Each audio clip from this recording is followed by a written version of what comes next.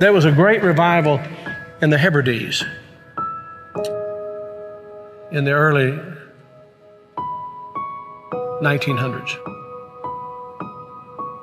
Began to moved up to the pleading for it into the 40s.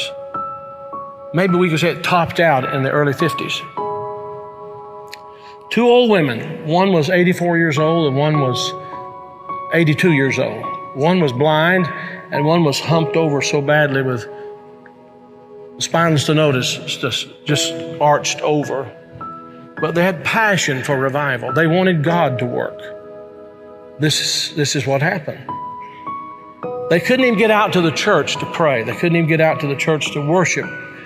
Their house became a place to meet. People came in. They got so passionate about revival coming to their isle, the Isle of Lewis. They got so passionate about it. They confronted the preacher and wanted to know if he was thoroughly right with God. And they prayed and prayed and prayed. And they'd seen the Lord, they said, with the church filled up and God blessing, a great overflow. And the fire of God struck that tiny little obscure place off the coast of Scotland. And when it happened, there was a young teenage boy that got saved in it. His name was Donald. And the preacher became so dependent upon Donald and so close to Donald, he would ask him to lead in public prayers and help him with the meetings, and he did. Oh, how God worked. People began to hear about it, and the revival fire spread. It spread. And God blessed in a great way. Those two old women, the kind of people don't want in their church anymore. And from that same island, there was a young girl who was a cousin to Donald Smith, who immigrated to America. Her name was Marianne Smith McLeod. She came to America and in 1936. She met a man named Fred, and they were married. They fell in love. They were married. God blessed in a great way. And those old women were her aunts. And they came out of that fiery revival, They really experienced revival. And they sent a Bible, a copy of the Word of God that had been used in a special way in that revival, to Marianne. She started having children. I think it was 1937, she had her first child. They named him after his father, Fred. Then she had her second child, named after herself, Marianne. Then she had her third child, Elizabeth. Then she had her fourth child. And she was so impacted by this teenage boy God had used in that revival of the Hebrides. She named him Donald. And she gave him that Bible, the Hebrides Revival Bible.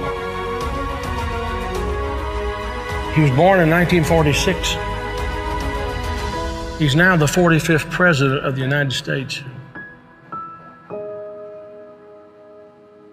And that Revival Bible is in the Oval Office. I'm saying to you, I don't know how, why, I don't know how it all comes together.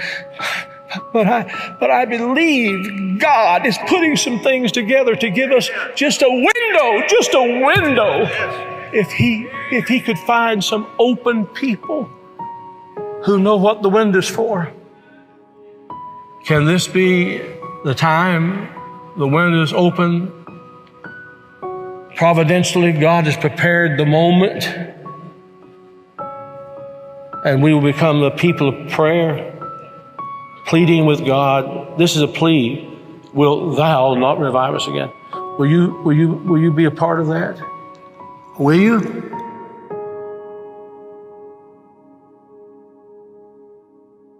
I, Donald John Trump, do solemnly swear that I will faithfully execute that I will faithfully execute the office of President of the United States the office of President of the United States, and will, to the best of my ability, and will, to the best of my ability, preserve, protect, and defend preserve, protect, and defend the Constitution of the United States. the Constitution of the United States. So help me God. So help me God. Congratulations, Mr. President.